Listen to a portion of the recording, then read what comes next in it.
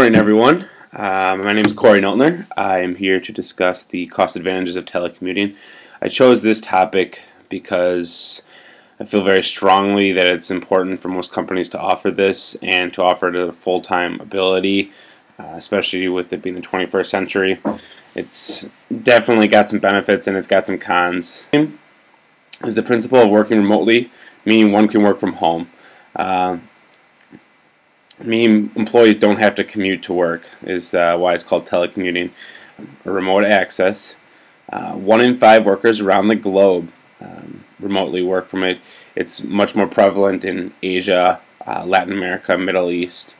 Some companies do offer it in America. My company that I work for, they offer it, but they don't really let us use it. It's up to the manager's discretion, but it's highly shunned at work. Most of them were working from home or working remotely, so she wanted to change that because she wanted to have more people actually in their desks throughout the day than what there were. Here's some of the pros that I found people underestimate. I know for me, I work downtown Milwaukee. It's $135 a month. So that can really add up per employee. The next is travel costs. That's to and from any offices or other locations, allowing colleagues to work from home. They won't have to make these other travels. So that's definitely some savings there. Lower equipment costs, IT, is kind of balances out because then to get remote access, it's going to cost you some money, and the money you're going to save from less computers and IT expense is going to be on the other side. So there's a little give and little take. It depends on how much it costs to set up and how much you're going to in the end all save in lower equipment costs. Relocation costs. This is another one that really is kind of more prevalent for some companies because they pay for people to relocate so they can work. They'll probably have to pay their own way. Otherwise, they can just remotely work and come in however often that they feel that it's necessary. For the employee, travel costs to and from the office.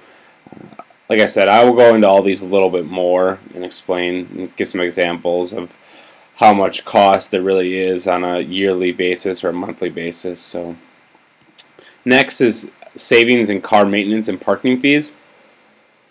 Now, they estimate about 56 cents per mile of expense when you drive your car. Whether it's the gas, it's a little bit mostly gas, but the other part is the maintenance and upkeep, and also the miles you put in your car. Devalue that, and all right, for the employer, the cost savings of office and parking: $100 to $500 a month for employee parking. $500 is a little high, but in New York, that's not that unheard of. And I know for downtown Milwaukee, the employer does pay this, so that's a nice fee that I don't have to incur. So that's kind of nice. But at the same time, that's something to pay for the whole month. So next is the per square foot of office expense. $5 to $50 is roughly what it costs per year. So like a 10,000 square foot office could cost $100,000 if it's $10 a square foot. So that can definitely add up. 10,000 square feet is a pretty big size office. Most people don't. Next is travel costs. The average cost is 56 cents per mile. So like I said, going to and from offices, that 56 cents can add up. For me, I make trips up to Green Bay that equate out to about $120 that the employer is paying me to drive there and back. So lower equipment costs. My company charges about $411 per employee for IT expense per month. This may be a little high, but that's what it equates out to if you include all the system upkeep and whatnot need to be removed. So, you know, 1 million commuters in America, 33% travel 16 miles or more one way, or 32 miles per day. The average commute time for these Americans is 30 minutes one way and an hour per day. For me, I travel about 22 miles one way, so 45 miles for the round trip. It usually takes me anywhere from an hour to an hour and a half per day, depending on if I leave earlier or later. So if I leave at the normal times of 8 to 5, I'm definitely looking at an hour and a half time spent in the car. So I did a little math here based on my vehicle. 40 miles a day. My truck gets about 20 miles per gallon. 2 gallons of gas times $3.70 gets you $7.40 per day. Times 5 days a week is 37.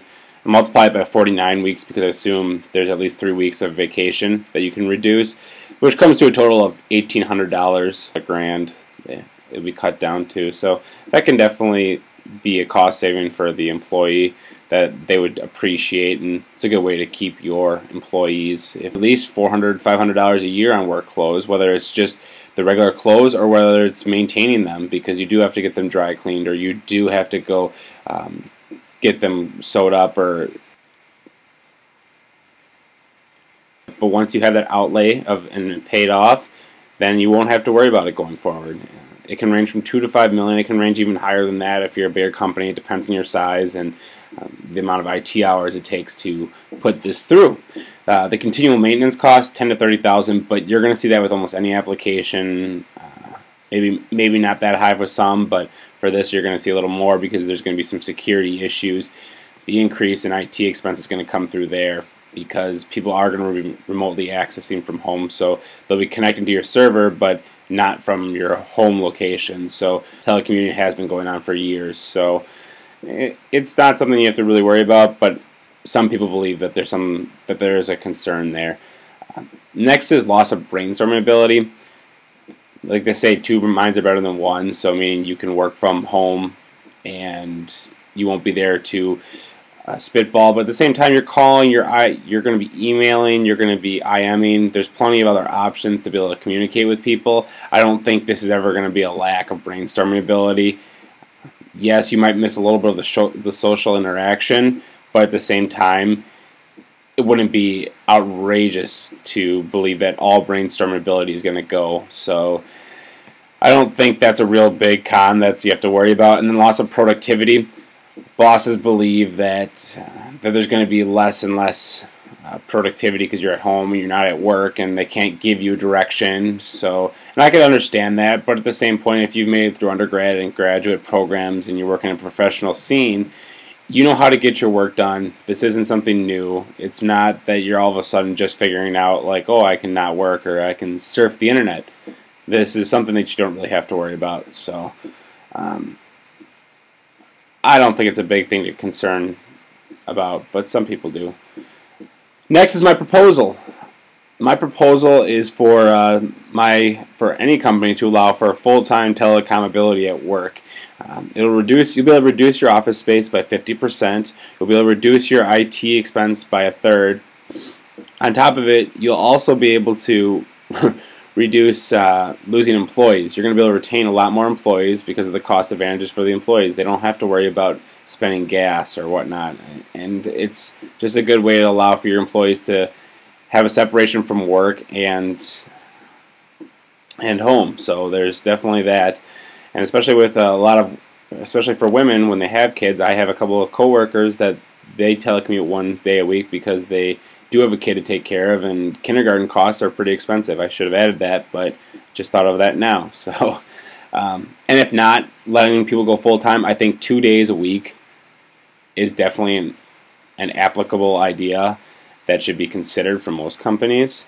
So that's my opinion on telecommuting. I think it's definitely something that's going to be debated here in the near future a lot more, especially company to company. Some people believe that it's not good. I think that it is if you want to retain top talent and also have the ability for people to have a good, separation between work and home. They need to be able to do both. So thanks for listening.